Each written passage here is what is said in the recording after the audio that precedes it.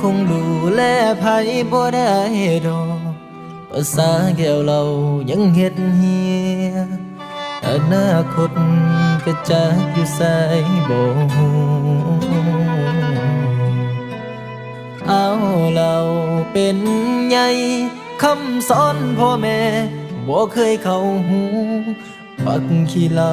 มันบ่สมคนหูผู้ดี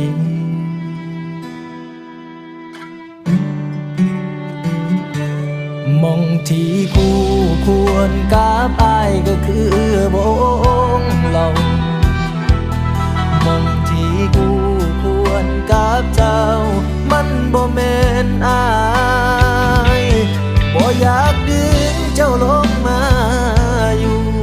สมสู่กับสุมผู้หายอนาคตเจ้ายังสดใสอย่าเอา